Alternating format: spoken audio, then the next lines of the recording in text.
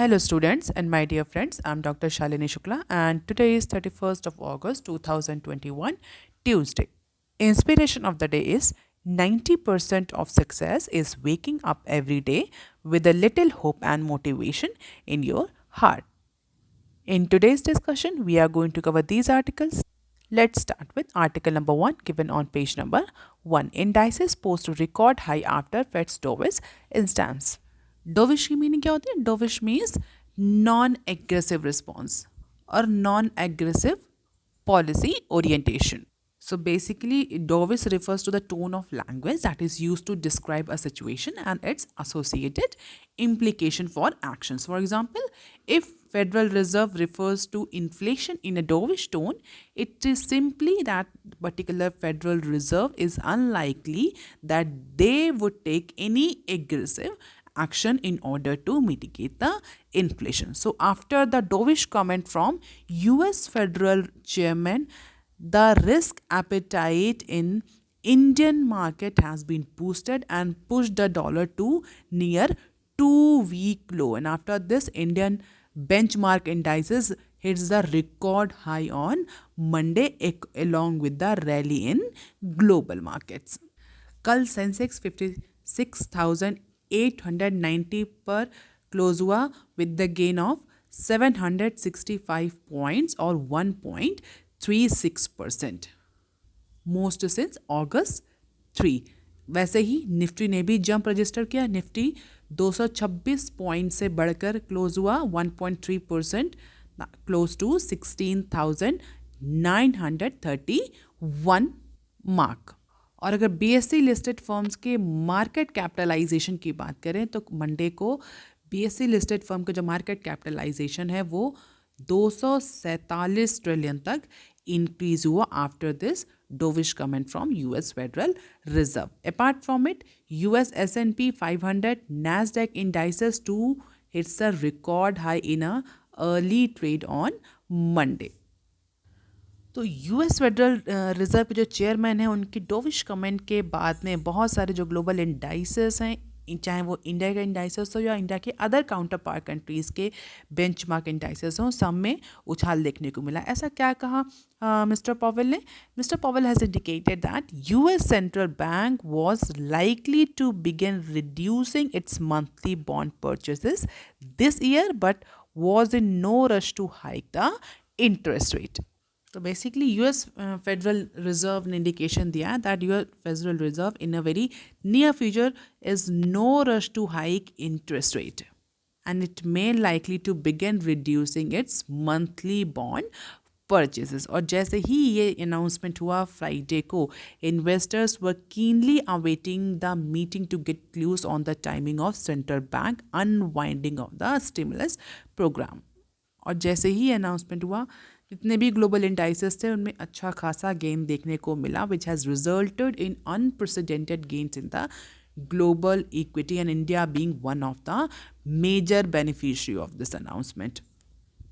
And this is the sectoral performance of Nifty and top 5 Nifty gainers, and this is the graph of Nifty 50.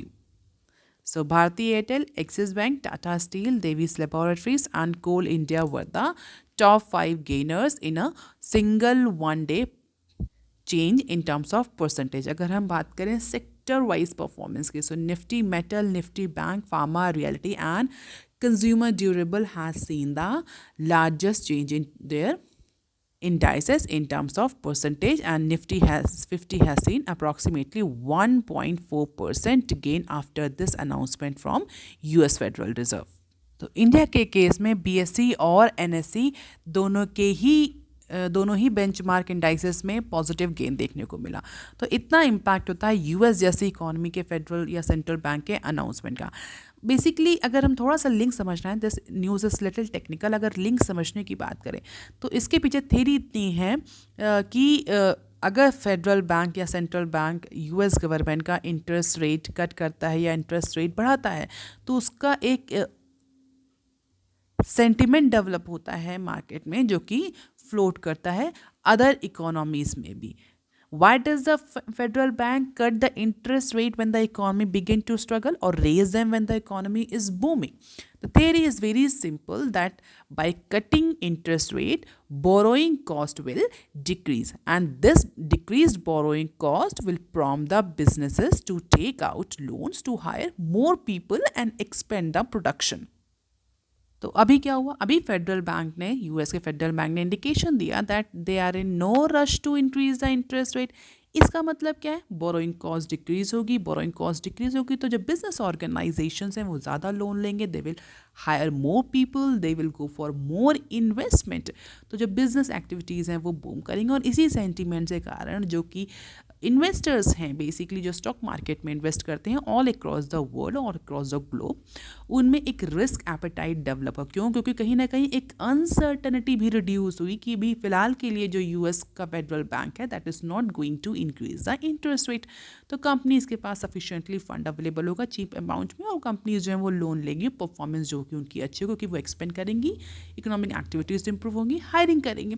So this particular announcement boosted the risk appetite among the investor and they will actually started more trading और more buying into the stock market, जो कि clearly Monday को जिसका impact देखने को मिला. इस news में इतना ही समझने की ज़रूरत है, ज़्यादा टेक्निकलिटीज़ में जाने से news will become more complex. अब देख लेते हैं article number 2 that is given on page number 4. Rupee continues to rise on fed chair bearish take on taper. इस न्यूज़ में भी जो फेडरल रिजर्व का रीसेंट अनाउंसमेंट हुआ है उस अनाउंसमेंट के इम्प्लीकेशन की बात करी गई है. रुपी की वैल्यू में अगर इंडियन रुपी की बात करें तो इंडियन रुपी कुछ टाइम से जो है वो अप्रिशिएट कर रहा है and as per the expert the Indian rupee continue its good amid assurance that the global liquidity glut will continue for a while and the US Federal Reserve is in no hurry or is no tearing hurry to raise the rates. और जिस तरह से US federal reserve के जो chairman हैं mister Powell उन्होंने announcement किया उसके बाद से जो रुपी है Indian rupee that has also close a strong on Friday. और पहले की न्यूज़ में भी हमने डिस्कस किया था कि जो डॉलर है वो 2 वीक्स के लो पर चला गया. तो इस अनाउंसमेंट के बाद से इंडियन रुपीज़ ने और अच्छा परफॉर्मेंस दिया है and Indian rupee close eight 73.3 a dollar that is up from its previous close. Previous कितना था? 73.7. तो 73.7 पर डॉलर इंडियन रुपीज़ था जो कि इस अनाउंसमेंट के बाद 73.3 पर डॉलर पर क्लोज हुआ. The reserve bank of India had not intervened on Friday. तो हम ये कह सकते हैं कि सीधा सीधा जो इम्पैक्ट देखने को मिला ये यूएस फेडरल रिजर्व के जो चेयरमैन हैं उनके अनाउंसमेंट के बाद मिला. This particular appreciation in Indian rupees was not because of any intervention by RBI on Friday. लेकिन मंडे को क्योंकि एप्रिसिएशन बहुत ज़्यादा एप्रिसिएशन भी इंडियन रुपी का अच्छा नहीं होता, हम कई बार डिस्कस कर चुके हैं. तो मंडे को central bank has step into the stem the rising tide in rupees as dollar poured in onshore ahead of the quarterly index rebalancing of MSCI at the end of this month. What is MSCI? MSCI is the acronym of Morgan Stanley Capital International. It is an investment research firm that provides stock indices, portfolio risk, and performance analytics, and also provide the governance tool to institutional investors and hedge funds. Most of the cases में MSCI को indexing के बारे में ही जाना जाता है. इसकी बहुत सारे इंडेक्सिंग है including MSCI emerging market index, MSCI frontier market index which are managed by MSCI Barra. तो MSCI बेसिकली एक रिसर्च बेस्ड फॉर्म है जो कई सारे इंडाइसेस डेवलप करती है, पब्लिश करती है for tracing the market fluctuation और market performance.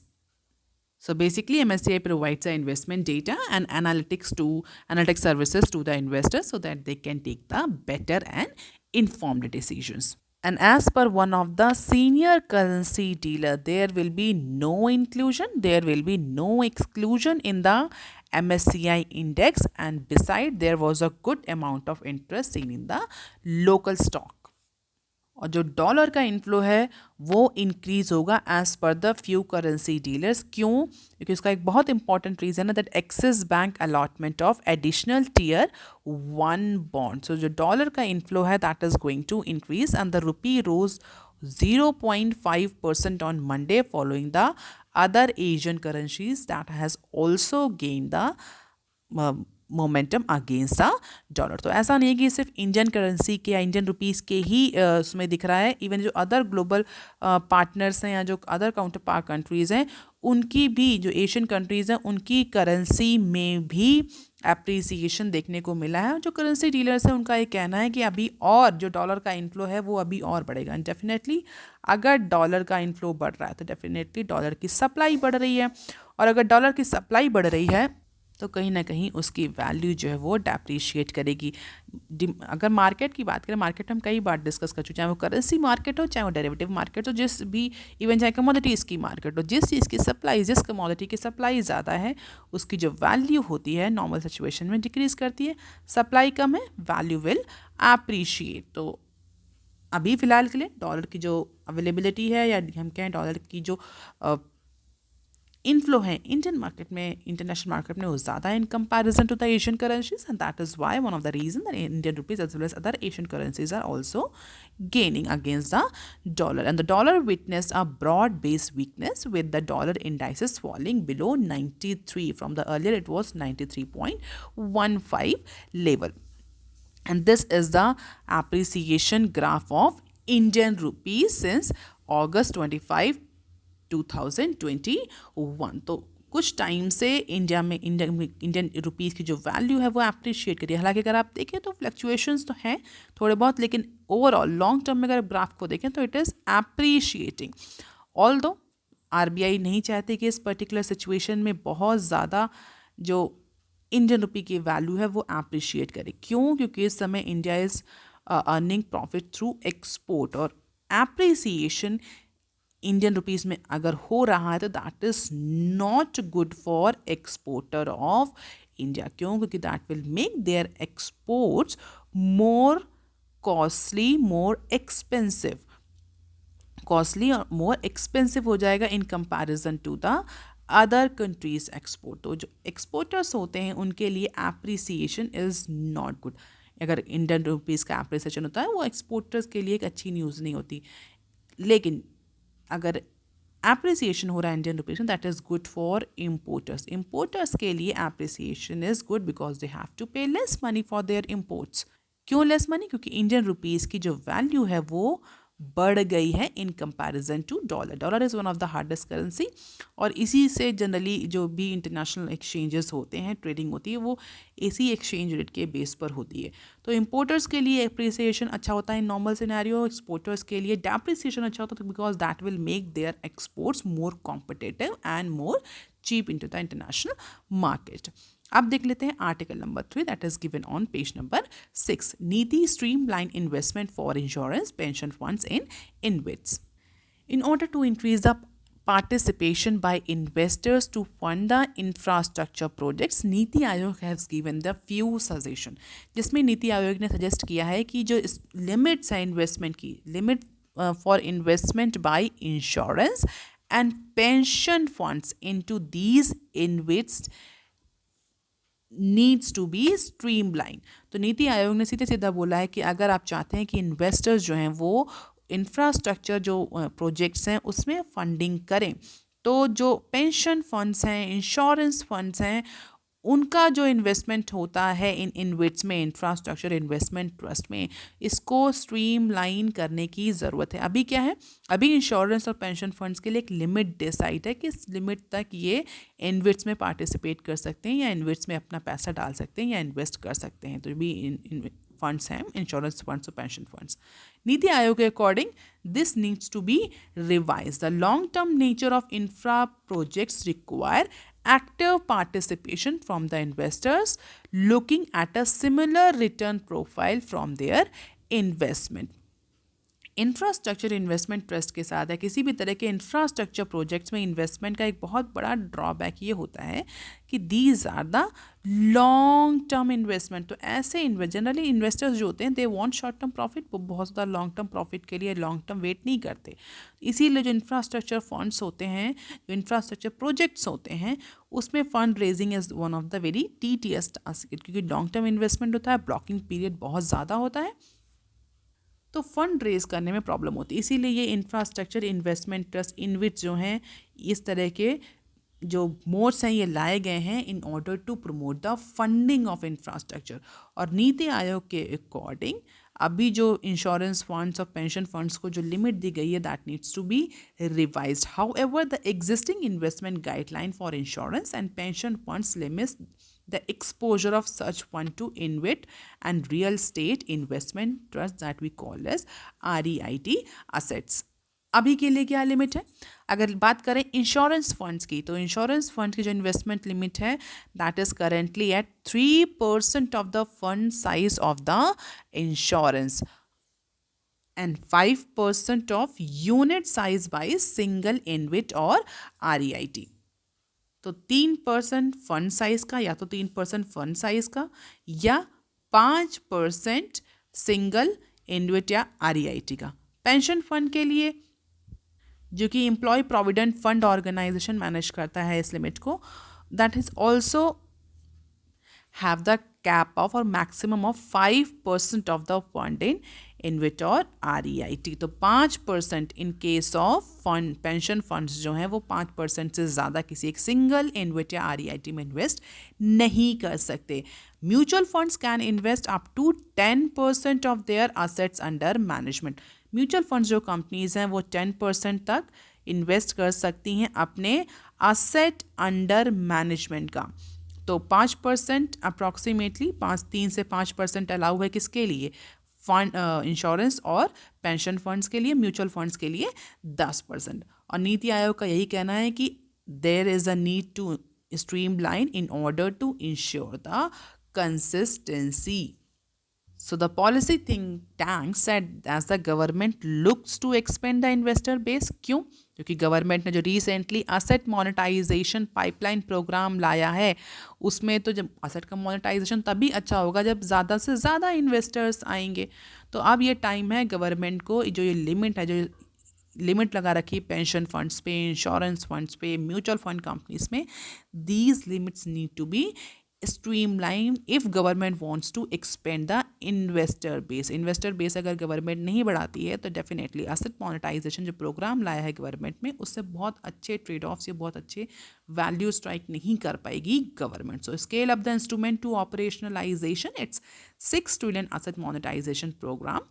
Niti Aayog simply said that this particular limits needs to be streamlined in order to ensure the consistency। Apart from it, Niti Aayog has also pointed out that Insurance Regulatory and Development Authority of India regulations do not permit the investment of insurance fund into unlisted InvITs।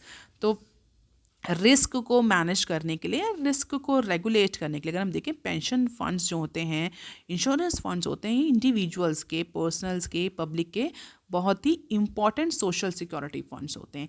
इसीलिए जो regulatory authorities हैं, चाहे वो insurance regulatory authority हो चाहे EPF हो, दोनों ही इस चीज़ को इंश्योर करते हैं कि जो पेंशन फंड्स हैं, इंश्योरेंस फंड्स हैं, बहुत ज़्यादा रिस्की वेंचर्स में या ऐसे वेंचर्स में, लॉन्ग टर्म वेंचर्स में ना जा पाएँ जहाँ पर इंडिविजुअल को उसके रिटर्न ना मिले, उसके रिटर्न अफेक्ट हों, जो एम्प्लॉयज़ हैं उनके रिटर्न अफेक्ट हों। इसीलिए ये लिमिट लगाई गई है। तो और इस लिमिट के बाद कई सारे अदर रूल्स रेगुलेशंस भी हैं वो फॉलो करने पड़ते हैं फंड्स को, पेंशन फंड्स और इंश्योरेंस फंड्स को, before managing, before investing there fund. और इसी के तहत एक रूल ये भी है कि जो इंश्योरेंस फंड्स कंपनीज हैं they can not invest into unlisted InvITs. तो अनलिस्टेड जो इन्वेट्स हैं, इंफ्रास्ट्रक्चर इन्वेस्टमेंट ट्रस्ट हैं, उनमें तो इन्वेस्टमेंट अलाउ ही नहीं है इन इंश्योरेंस और पेंशन फंड्स को। तो नीति आयोग का कहना है कि there is a time to change this particular ground in order to increase the investor based, अगर गवर्नमेंट चाहती है कि उसके मोनेटाइजेशन प्रोग्राम के लिए अच्छे खासे इन्वेस्टर्स अवेलेबल हो, तो बहुत सारी लिमिट्स को रिविजिट करना पड़ेगा, स्ट्रीमलाइन करना पड़ेगा, बढ़ाना पड़ेगा, जिससे कि ज़्यादा ज़्यादा जो फंड्स हैं, सोवरेन फंड्स हैं, जो रेगुलेटरी फंड्स हैं, वो इन्वेस्ट करें into different different infrastructure investment trust और REITs. These are the few key points that Niti Aayog has suggested, that creating empowered group to fast track the asset identification, asset level financial disclosure, developing standard agreement for various brownfield assets across the sector, and effective contract and dispute resolution needs to be focused upon before actually implementing the national monetization pipeline program. अब देख लेते हैं some other news clips. Revival hopes for Mundra's power units. So 2 power units in Gujarat using imported coals, that is Tata UMPP and Adani Mundra, might have a chance of revival as a center opens up the merchant power sale for them in the middle of domestic coal supply shortage. Recently कुछ time से domestic market में जो कोल की supply है, कोयले की जो supply है, उसकी शॉर्टेज है, कोयले की अवेलेबिलिटी नहीं, जिससे कारण बहुत सारे जो थर्मल प्लांट्स हैं उनमें कोयले का जो स्टॉक है वो ज़ीरो डेज़ के लिए अवेलेबल, किसी किसी में तो 0 डेज़ के लिए है स्टॉक, और मैक्सिमम में 1 से 10 दिन के लिए तो कोयले का स्टॉक अवेलेबल नहीं है थर्मल पावर प्लांट्स के लिए, तो that will definitely affect the electricity generation and other commercial activities. तो उसी को देखते हुए जो टाटा UMPP और अदानी मुंद्रा है, they might have a chance of revival. तो सेंटर ने फिलहाल मर्चेंट पावर सेल के लिए जो पाथ था वो ओपन कर दिया. The 2 units have been in constant tussle with 5 states to which they sell power over the compensation due to higher imported coal prices. तो दोनों ही कंपनीज जो कि स्ट्रगल कर रही थी बहुत टाइम से, और दोनों में बहुत टाइम से इश्यूज भी, टशल्स भी चल रहे थे 5 स्टेट्स को लेकर के कि 5 स्टेट में कौन इलेक्ट्रिसिटी सेल करेगा. तो फाइनली कोल शॉर्टेज की सप्लाई के बीच में और टशल के बीच में government has open up the merchant power sale for them. और ऐसा एंटिसिपेट किया जा रहा है कि Tata power and Adani power could make gains on selling on the power exchanges, especially since they are not selling power to any state on a long-term basis due to no clarity on tariffs. And the current prevailing rates at Indian Energy Exchange, that is IEX, the country's largest power exchange platform, are actually doubles the tariff at which Adani and Tata pledge to sell power. तो फिलहाल के लिए कोल shortage की वजह से इन दोनों companies को allow किया जा रहा है. तो मिनिस्ट्री ऑफ पावर का ये कहना है कि 2 ऑप्शंस अडॉप्ट कर सकते हैं, या तो मुद्रा की दोनों यूनिट से स्टेट गवर्नमेंट पावर खरीदेंगी, या इन दोनों ही यूनिट्स को अलाउ किया जाएगा कि they can sell their power to the exchanges, और वहाँ से डिफरेंट स्टेट्स में इलेक्ट्रिसिटी सप्लाई करी जाएगी. अब देख लेते हैं next clip. Over 60 firms on IT radars for TDS mismatch. So ahead of the second installment of advanced taxes, the revenue department is actually scrutinizing the entities that have registered a decline in their tax deducted at source payment. तो ऐसी company जिन्होंने reduce TDS submit किया है या reduce TDS declaration किया है, उन सारी ही कंपनीज पर उनमें मैक्सिमम 60 फर्म्स पर जो है वो इनकम टैक्स डिपार्टमेंट जो है वो TDS मिसमैच को लेकर के इन्वेस्टिगेशन लॉन्च करने जा रहा है, even when they reported healthy advance tax payments. And as per the information, taxman has observed a mismatch in TDS payments from at least 60 to 65 small firms to mid-size companies. TDS stands for tax deducted at source. Tax deducted at source. It is one of the direct tax. और जो tax departments हैं उनका सीधा सीधा ये कहना है कि इट इज़ हाईली अनयूजुअल कि TDS नहीं बढ़ा, जबकि कंपनीज का टर्नओवर बढ़ रहा है, कंपनीज का प्रॉफिट बढ़ रहा है.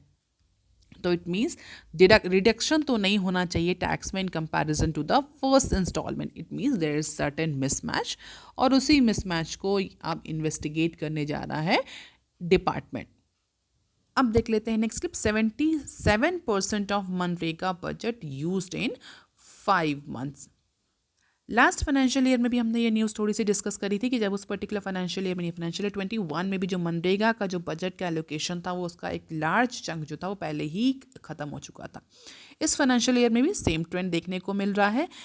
इस फाइनेंशियल ईयर में भी अभी केवल 5 महीने ही गुजरे हैं, या हम ये कह सकते हैं कि इस पर्टिकुलर फाइनेंशियल ईयर की केवल 1 क्वार्टर ही स्पेंड हुआ है पूरा, या 1 क्वार्टर ही गया है। लेकिन जो मनरेगा में जो जॉब डिमांड है, वो वर्क डिमांड है, वो कंटिन्यू बढ़ रही है and the number are still lower than the financial year 21 और 2020 और 21, which was unusual year for MNREGA work demand due to the nationwide lockdown. But इस फाइनेंशियल ईयर में फर्स्ट क्वार्टर और इवन सेकेंड क्वार्टर में continue है मनरेगा में जो demand बढ़ रही है, जॉब डिमांड फॉर वर्क, और जो demand for work under MNREGA is increasing since last 5 months in financial year 22। और उसकी वजह से जो मनरेगा में एलोकेशन हुआ था, जो बजट में एलोकेशन हुआ था मनरेगा को, वो उसका 77%, इवन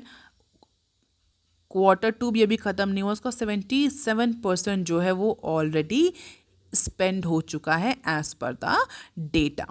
ऑल्दो अगर वर्क डिमांड को अभी देखें तो पिछले साल के कंपैरिजन में this work demand is still lower, लेकिन फिर भी ये कंटिन्यूअसली बढ़ रही है। और अलोकेशन का जो 77% है वो खर्च हो चुका है 5 महीनों में ही।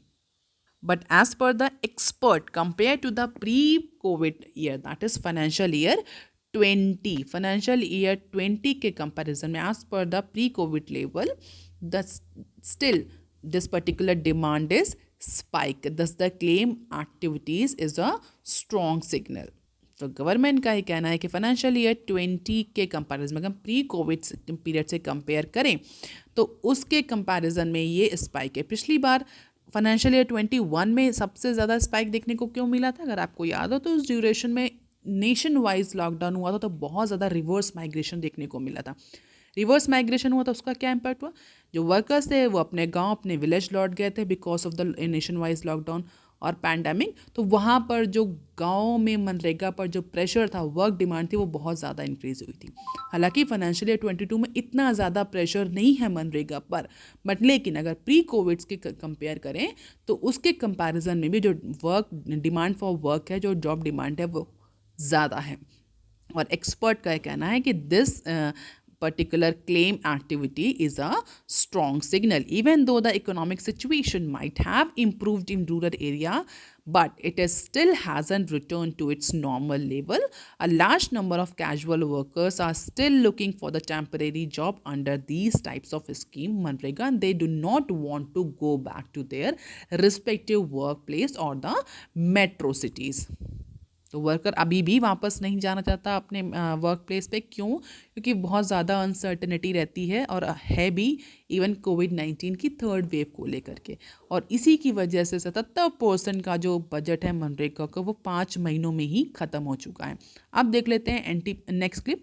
NTPC to ramp up coal supply as shortage hits thermal unit. अभी हमने डिस्कस किया पहले क्लिप में कि इस समय कंट्री में जो कोल की सप्लाई है वो बहुत ज़्यादा हिट है, जिसकी वजह से जो प्लांट्स हैं, जो थर्मल पावर प्लांट्स हैं, उनमें इलेक्ट्रिसिटी जनरेशन काफ़ी ज़्यादा अफेक्ट हो रहा है। अगर हम ये नंबर देखें, कोल सप्लाई की पोजीशन इंडिया में इस समय कैसी है, तो 6 प्लांट्स तो ऐसे हैं जहाँ पर 0 डेज़ का कोल स्टॉक बचा है। 15 प्लांट्स ऐसे हैं जहाँ पर केवल 1 दिन का कोल सप्लाई है, और 8 दिन यानी कि 10 दिन की भी, मैक्सिमम 10 दिन की भी कोल सप्लाई किसी भी प्लांट में नहीं है। तो इस समय country is facing a shortage, acute shortage of कोल।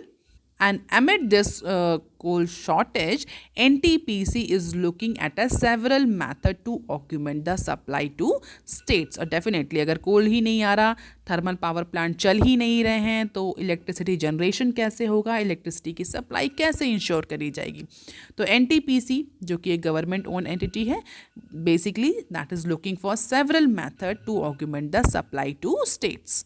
तो इलेक्ट्रिसिटी सप्लाई तो करनी है, and it is also relying on gas run units to improve the power supply in the middle of coal shortage. तो NTPC ही नहीं, other जो plants हैं, other companies, they are also looking, for different ways, looking for different ways in order to supply electricity to the states. क्योंकि obligations हैं electricity generation companies पर, तो उन्हें तो states को supply करना है.